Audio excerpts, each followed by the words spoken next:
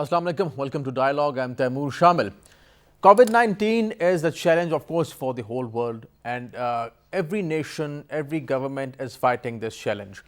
For Pakistan, of course, just like every other country, just like every other nation, it's a challenge which is an internal challenge as well as an external challenge. It is a challenge for governance, for that matter, but at the same time, it's a challenge for diplomacy as well. When it comes to COVID-19, we have seen recent trends, political trends as well, and by that I mean that some countries have also been using coronavirus as a tool for propaganda as well. If we look at the recent reports that have been coming up in the media, in the UK media for that matter, interestingly, they framed Pakistan in a specific way, saying that Pakistan has been exporting the virus. Yesterday, Special Assistant to Prime Minister Dr. Mohd Yusuf rebuffed these statements and such reports in the media, and he said that Pakistan rejects these allegations of exporting virus. Now, this is commendable what Dr. Mohd Yusuf said yesterday.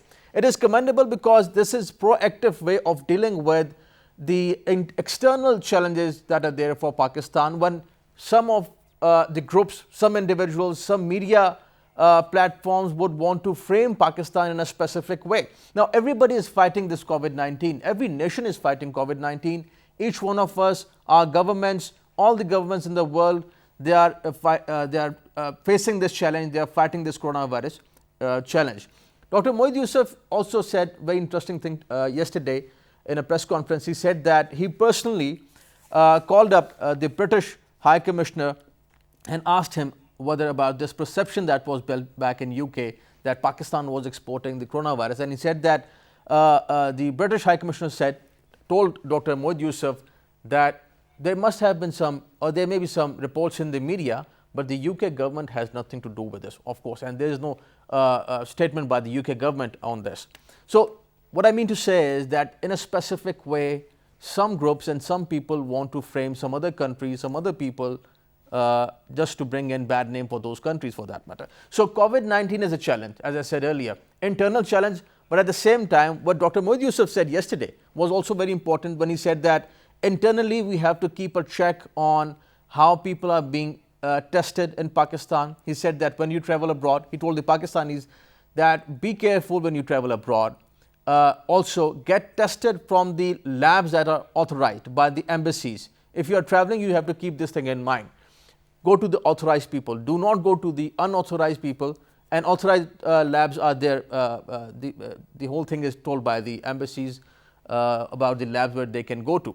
So this is important. We'll talk about COVID-19, the internal challenges I just mentioned, the external challenges as well, diplomacy around it, the framing Pakistan in a specific way, Pakistan's image for that matter. This would be our first topic. Our second topic would be in a recent referendum, Russians have given a green signal to President Putin to run for another 2 terms as president.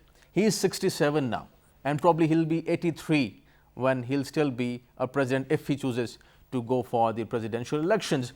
We see a world which is very unpredictable, politically unpredictable. We see wars, we see strategic shifts taking place all over the world, but having a president who would again rule for such a long time, he has been there as a prime minister and as a president of Russia for almost like 20 years, and this can go on for next 12 years as well.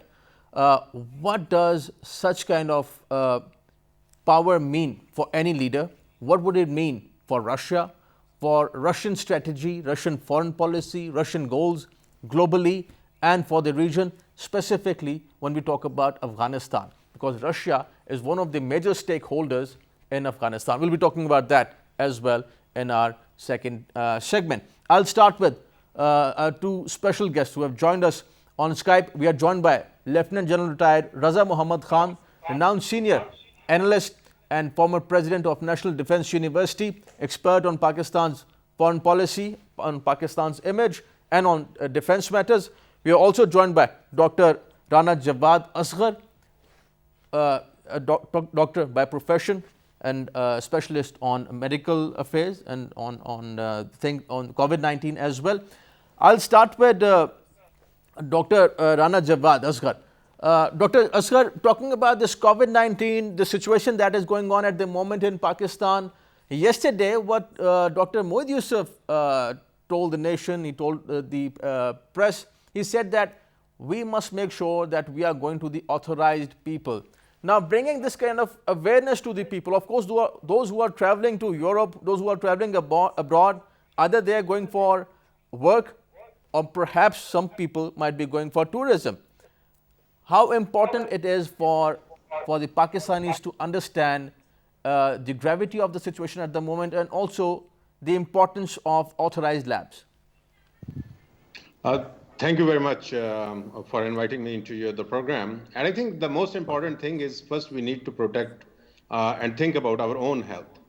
We want to make sure that we are healthy, we are not already not been infected by coronavirus. And if we protect ourselves, that means then others will also be protected. So I think he was right in saying this, that whenever you go to any lab for any purpose, not only for coronavirus, but for any test, you need to go to some reliable labs. And people know there are many reliable labs, well reputed.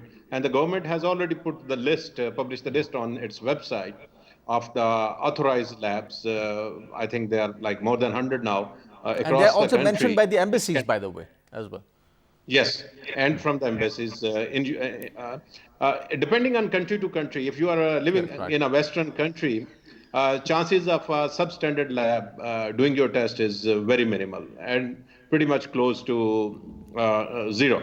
But if you are living in a country like ours, where there are many different type of labs, then there is a challenge. And I think everyone need to reach out to their embassies to know what are the authorized labs. And that's true for every type of travel, because many travel requires that you need to have those screening tests first. So this is the same. Coronavirus has not changed this.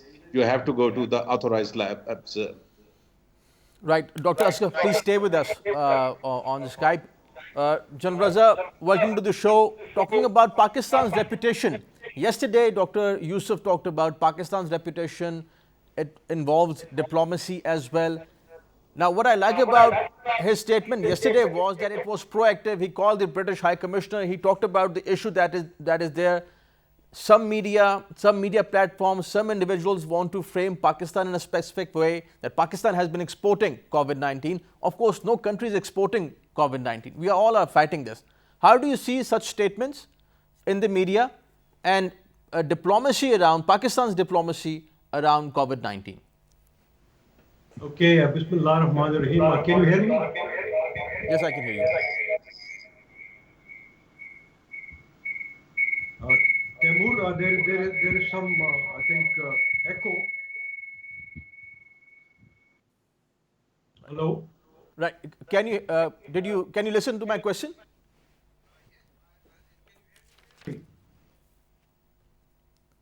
Right. Hello? General Raza, yes, I can hear you. Can you hear my question? Yes. Bismillah ar-Rahman ar-Rahim. First of all, let me very categorically state that I think Pakistan has fared extremely well in handling this pandemic, better than many other countries of the world. And I think that includes the United Kingdom. We should have no doubts about that. If, there is propaganda in some newspapers, we should not be overly worried about that. In my view, it could actually be part of the hybrid war that India and others are fighting against us. But we need to continue, following the advice of the government of Pakistan and our doctors. I think the world needs to know that every sector of Pakistan's economy and health services, it was stretched to the limit. And we dealt, I think, in a very appropriate way with this unprecedented emergency. Pakistan had to make, choices, and it had to draw balances between the people's lives and their livelihoods. And I think it did it much better than all our neighboring countries, and particularly I'm talking of India. And I think the commitment and the sacrifices shown by our medical community, I think they were outstanding, and the whole nation is grateful to them. The threat is not over as yet, but we need to continue to adhere to all safety measures, whether they are within Pakistan or outside. And I'm sure that, like in the past, this time too, we shall boldly face this challenge to emerge soon as a more vigorous and resilient nation, inshallah. Right, right. And Dr. Asghar, talking about this COVID situation, what do you suggest that how should people take care of themselves? Of course, we know the SOPs, but recently the reports that have been coming up, people who caught this coronavirus, some of them they made videos, they came on social media, and some of the statements were pretty confusing, saying that they didn't know how they got COVID-19, how they caught this virus. So first of all, what do you suggest that how should people take care of themselves, first of all, and especially for people who would be traveling abroad, because this involves Pakistan's reputation and Pakistan's image? Yes, thank you. And I think I will first touch a little bit on the question you asked to General Saab. Right, yes, please. Actually, the no one is now exporting this coronavirus to any other country. World is a melting pot, and what we are seeing even in US alone, first they imported their virus from China, but they're in the western state of Washington and in the Seattle they had the outbreak, but their massive outbreak which came into the New York came through the Italy. So, and now even in China, what they are identifying is their new wave of COVID-19 cases are coming from different countries. So remember this is a pandemic. We have gone beyond that point. And if someone is raising this issue that one country or two other countries exporting, they don't know the science, and we should just do not worry too much about them, because in the world it's now clarity that we are all now exporting to each other, and there is this is a spread which we are still trying to figure out. On coming on to your question, that many people couldn't tell that how they got infected is actually correct. The recent paper which came just today from the US actually talks about it, that they looked at some of the patients and they realized 50% have no idea how they got infected. And the one reason is, and this happens in many viral infection, it's not just with the COVID-19, that Right. people are able to infect others before they even get their symptoms.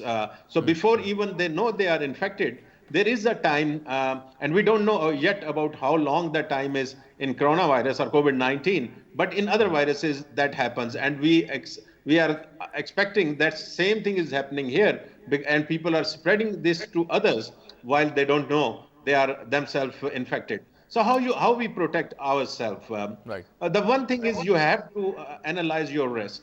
So you should not get out of your close family circle. Many times people are mixing with each other. They are going to their relatives and saying, okay, these are nice people, we should visit them. But as soon as you increase your circle of the people, your risk increases. So I think you need to limit at this time, until we have some handle on this COVID-19, to limit your interaction with your only those people who live in your households. Now, some of us have to go out, like you, to work, to our job, and or do some shopping, necessary grocery shopping. For that, you also need to take some but very basic protection. If you are working in an office, it's a building, try Right. to keep your windows open. There should be a cross ventilation. If there is a cross ventilation in any big building, the risk of you getting infected goes down. It's never is zero. It's never goes to zero, but it significantly comes down. Right. Similarly, if you are going to shopping, make sure you spend very limited time. You may call them before you go there and give them the list you want. And if it's and and if all you have to go, prefer the carts or the Right. shops which are open shops, because there Right. is a good airway movements, which even if someone is infected there, who is there while you are there, their virus will be dissipated are spread to a bigger place, and there will be a less chance. Again, never a zero, but lesser chance of you getting infected. So, Right, and right. then you need to clean your Right, hands, Dr. keep Akshay. your hands clean, don't touch your face and everything that we all talk quite a lot of. Right. Right, Dr. Asghar. General Raza, talking about Pakistan's image, that is what is important to all of us in Pakistan. This situation that I discussed with you earlier, that you answered. Now, one is that this COVID-19, how some other individuals and groups and or perhaps countries might frame Pakistan in a specific way. The other thing would be that recently we have seen the PIA issue, then the COVID-19 and these things that have been going on. Having the correct narrative and controlling the narrative and countering the propaganda is very important in these COVID-19 challenge, in this COVID-19 challenge. How do you think that Pakistan should step up its diplomatic force and diplomatically counter the propaganda that is happening and to project the right image of Pakistan? Okay, I'll answer this question, but first of all, I'd like to very briefly comment and add to what Dr. Saab has said. You know, in Pakistan and I think all over the world, there are three basic approaches that we are deploying, you know, to beat the COVID-19. And the first one, I think, which is my favorite, is that prevention is better than cure. You know, this is what the government is saying again and again, and I think this is an internationally accepted norm, and we need to keep that in mind.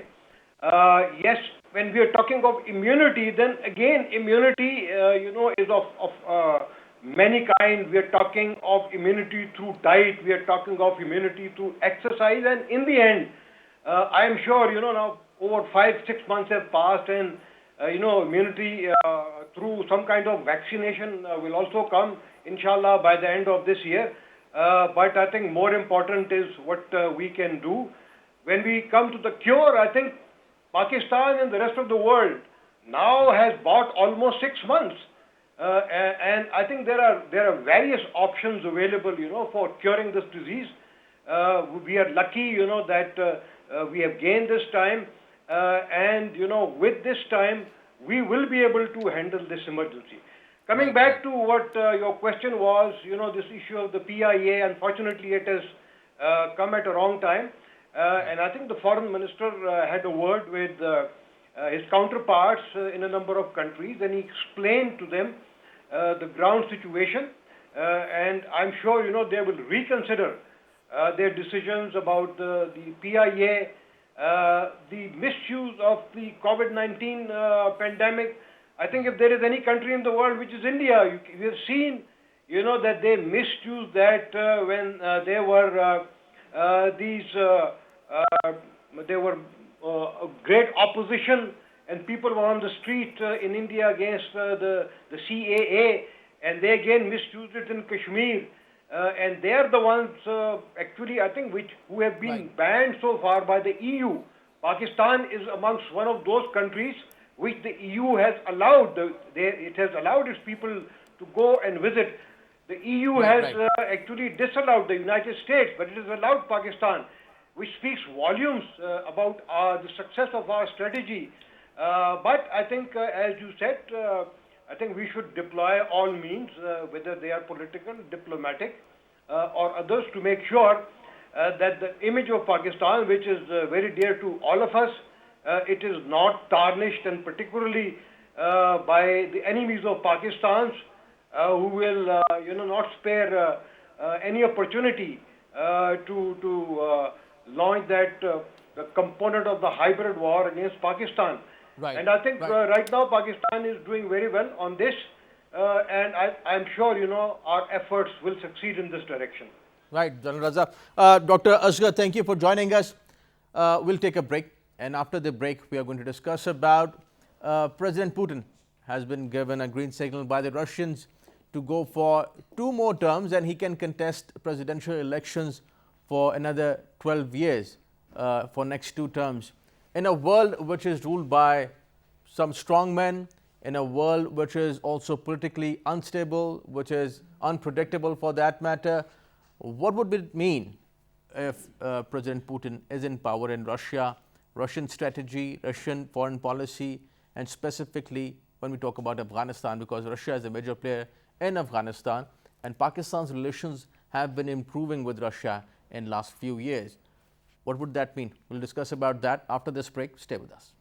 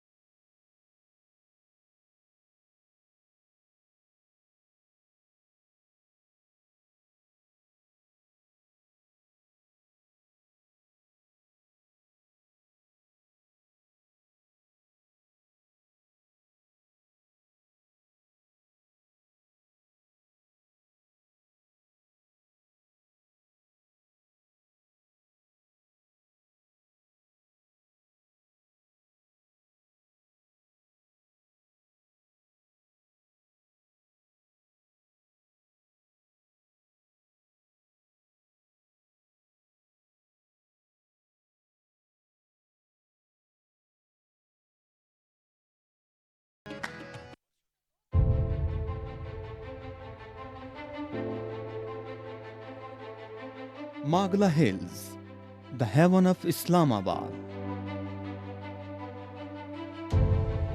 The abode of God, a place where you can explore your soul and meet power of natural elegance of mountains. Spread over an area of 12,605 hectares, the Magla Range, the foothills of Himalayas, are youngest hills with an age of 5,000 years old.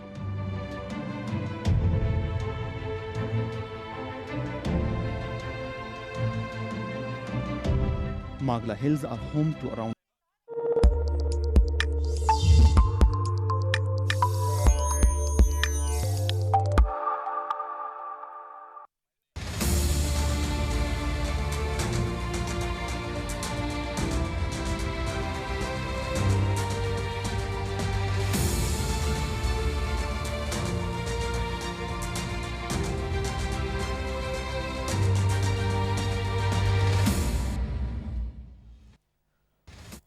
Welcome back. In a constitutional referendum, the Russians have given a green signal to President Putin to run for next 2 more terms as president. President Putin has been in power for the last 20 years and this new green signal for him to run for 2 more terms would give him 12 more years to run for the office.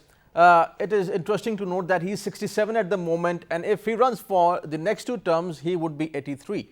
The world is, as I said earlier before the break, that the world at the moment is politically unpredictable. There is confusion, there are wars, there is conflict, and of course there are leaders who want to rule for as long as possible. For President Putin to rule for this much years as a president of Russia it is interesting to see that how he would shape the Russian foreign policy, Russian interest in the region, and keeping in mind that Russia is a major player in Afghanistan, major stakeholder in Afghanistan, and Pakistan-Russia relations have been improving in last couple of years. Both have a common foe, common enemy, that is extremism and terrorism. ISIS is one of them. Peace in Afghanistan is another important area in which Pakistan and Russia are collaborating. I'll start with, I'll have to introduce two guests who have, our special guests who have joined us. Ambassador Aslam Rizvi, renowned senior diplomat and expert on Pakistan's foreign policy. And I'll welcome Amara Durrani, renowned expert on regional affairs and on foreign policy. I welcome you both.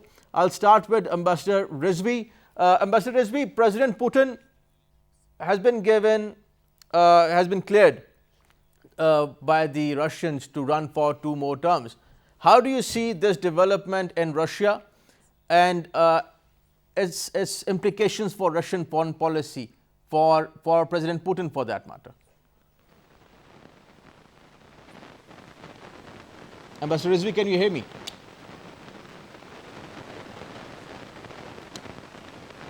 I think there is some technical issue. Amara, can you hear me? I can hear you, Temur. Right. Did you listen to my question? Did you hear my question, or should I repeat it? Yes. Yes, I did. Would you like me to Right. respond? Yeah, please go ahead. Thank you, Temur. This referendum had been in the news for a while, and the elections haven't come as a surprise to anyone who has been following Russian politics and Russia's role on the world stage. The voter turnout was significant. It was 68%, which is not bad.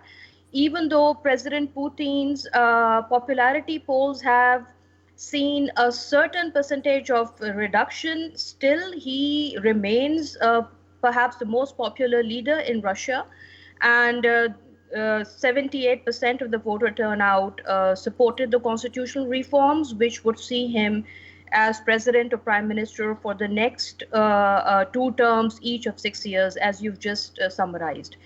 I think the big message in President Putin's electioneering has been for the need of continuity. That has been the big narrative, that has been the big pitch. And even though the opposition has made some noises about not accepting the results, particularly Western media and Western capitals have expressed reservations and have raised issues with transparency of the elections. Nevertheless, the turnout and the huge landslide support for the referendum indicates that Mr. Putin is going to be in power for a considerable period of time, and he will ensure the kind of policy parameters that he has set for Russia domestically as well as externally to continue on a path of consolidation and strengthening. I think domestically, what has been interesting is that there have been reforms which are going to see a more nationalist Russia in nature. Some of the reforms call for strict rules regarding parliamentarians and government officials' nationality, asking it to be not holding any dual nationality, and restrictions on foreign assets. And on the same side, we also see an increase in social welfare agenda by the Putin regime, by the Putin government. A new set of reforms, new set of incentives for the Russian public have been introduced. In fact, some incentives were tied to the referendum itself, which analysts believe has resulted in a huge turnout. So I think, and there is also some set of reforms or changes in the constitution which are going to see a more central role of religion, Christian values within Russia. So domestically, what we are seeing is a consolidation of the government and the vision that Mr. Putin has exercised over these last 20 years. Right. General Raza, how do you see this development and the continuity, as rightly said by Amara, the continuity of a policy, of a strategy that is also introduced by President Putin. Keeping in mind Russia as a major stakeholder in Afghanistan, in the region from Middle East to Afghanistan, how do you see the continuity of Russian policy and strategy? I think the continuity of regime probably will be good for Russia, and it is going to be good for the region. We have seen that Pakistan's relation with Russia have gradually but surely improved, I think, in the last 5 or 6 years. We are seeing that as in the past, the Russia is not giving unconditional support to India on everything. We have seen, a balanced kind of a policy coming out of Russia as it relates to Afghanistan. I think whatever is happening in Russia is purely an internal affair of that country. This referendum, I think I was pleasantly surprised to know that it was cleared in advance by the Russian Supreme Court. It was cleared and approved by the politicians at the state or at the provincial level. So I think it is perfectly legal, and I think every country is entitled to do whatever the majority wants in their constitution. Look at what is happening in India. I think in the Indian constitution, there is no limit for an incumbent. He can go on for life, and I hope it doesn't happen in the case of Modi. Even in Pakistan, before the 18th Amendment, I think only 2 terms were allowed, but now that has been removed. Any party, if they win the elections, it can continue indefinitely. Well, there are pros and there are cons for that, but then that is what happens in a democracy, and I think one has to actually respect that. Having said that, I think there were many other things also in the referendum, and one was, faith in God. We are aware, that the Orthodox Church is the religion, is the sect which is followed in India, but it was not officially recognized, and this has now been officially recognized. And in addition to that, there were other things like the preservation of the history and language of Russia, a ban on gay marriages, and increase in pension, wages, and reorganization of the government. So this was a package, and this was approved by the parliament through and by the people of Russia. So I think good luck to Russia and the people of Russia in all this. Right, right. Amara, talking about Russia, Russian strategy, as I said earlier, in Afghanistan, Russia is a major stakeholder. And few weeks back, we also heard a statement by the representative of Russia, Pakistan, China, Iran, talking about their concerns regarding Afghanistan. How do you see Pakistan-Russia relations and Russia's continuity of their policy regarding Afghanistan? By the way, keeping in mind the recent allegations from the American side that Russians have been, supporting and financing some of the Taliban, let's say, or other militants in Afghanistan. Taimur, I think by and large, since the peace process began in Afghanistan, Russia's role has been one of collaboration and multilateral support. Along with all of Afghanistan's neighbors, Russia has played a positive, a collaborative, a supportive role to encourage peace talks and to take the process forward towards its logical conclusion. The regional bloc, as well as the Heart of Asia process, Russia's role has been one of cautiously welcoming the peace process while also underlining the legitimate security concerns that Russia and all of Afghanistan's neighbors have vis-a-vis ensuring peace and security in Afghanistan. Of late, as late as last year, Russia has raised some serious questions on the origins and presence of the Daesh in Afghanistan, and has raised pertinent questions about its roots, its origins, and its current actions. And now these latest allegations coming from the US vis-a-vis Russia supporting the Taliban and providing it ammunitions and money to allegedly kill US soldiers and to support the Taliban to reverse US's military presence in Afghanistan. These are a spanner. This is a spanner which has been thrown in the works, and it has created a big controversy. And it, by all practical purposes, it seems that these allegations have a bigger fallout in America's domestic politics. What with President Trump, the kind of pressures that he's facing right now, the kind of domestic criticism that he's been facing in the run up to the November presidential elections. And as you recall, he has been in the past accused of supporting Russia and the Russian government. He's been accused of being soft on the Russians. And these latest allegations have put President Trump and his administration more on the spot rather than Russia. And the Russian government, in its turn, has categorically rejected these allegations, has claimed that these allegations or these concerns were never raised between Secretary Pompeo and Russian foreign minister in their periodic telephone conversations regarding Afghanistan. And in fact, Russia has gone ahead and again turned the tables on the US by raising the question of the origins of IS and ostensible support by the US vis-a-vis Daesh in Afghanistan. So it seems that unfortunately we are, as pressure builds on the US government for the peace process, for withdrawal from Afghanistan, it appears that America's domestic politics is now playing out big in the Afghan theater. Right, right, very, very interesting. General Raza, right, we are also joined by Ambassador Aslam Rizvi, renowned senior diplomat and expert on Pakistan's foreign policy. Ambassador Rizvi, can you hear me?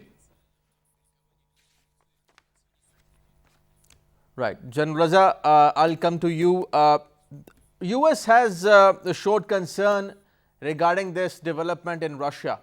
Now we see that Russia's strategy, a strong president, President Putin, he is now given a green signal to go for 2 more terms. We see China rising, it's militarily in terms of economy for that matter. We at the same time see that Russia has an impression from Middle East to Afghanistan. Some people and some experts also see United States influence and its foreign policy in retreat. What would this development in Russia mean for, what would it mean for United States and its foreign policy and its interest in the Middle East and in Afghanistan? I think there will be a continuity of the Russian policies, whether they are in the Middle East, in Europe, or in Asia. The United States agrees with some of the Russian policies and disagrees with others. They are known to everyone. But I'd like to, comment on their policies in Afghanistan. I think in that one has to ask the question that whether it will be in the interest of Russia that the US, NATO, ISAF forces should stay in Afghanistan, or do they want that they should go out from them? I think there are pros and cons of both, but in my view, I think they would want that the United States should leave Afghanistan so that, Russia can continue to exercise its sphere of influence in all the Central Asian republics and eventually also in Afghanistan. Right. Therefore, Sir, sorry to interrupt you. Sorry to interrupt you. We are joined by Ambassador Aslam Rizvi, expert on Pakistan's foreign policy and regional dynamics. Ambassador Rizvi, welcome to the show. Welcome to the show. Thank you. I'm well.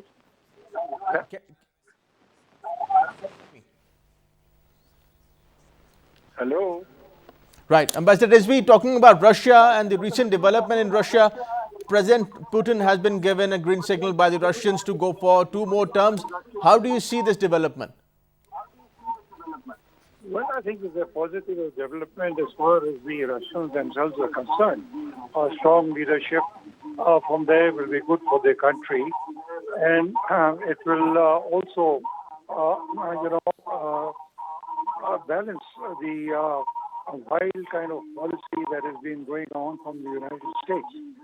So China, an ally also of Russia, I think their overall position is good. I just wanted to comment on what General Raza was just saying a while ago regarding the Russians wanting the Americans and the NATO forces to pull out from Afghanistan. I think they would be, of course, concerned about the spread of the fundamentals or the ISS going off towards Russia itself. And therefore, I think it was mentioned earlier that they will try and keep their roads, their contacts open with the Afghan Taliban, plus with the government. And of course, the other thing is that they have, this business of their being involved in, putting bounties on the American soldiers by Taliban. I think this has been dismissed by all the three: the Taliban, the Americans, and the the government of itself. But the main thing is that Russia does have some grievances. Sir, sorry, I think there is some distortion in the line. I'll thank everybody. Amara Durrani, thank you for joining us. General Raza, pleasure having you on the show. Ambassador Rizvi, thank you for joining us. That's all from today's dialogue. See you next time. Khuda Hafiz.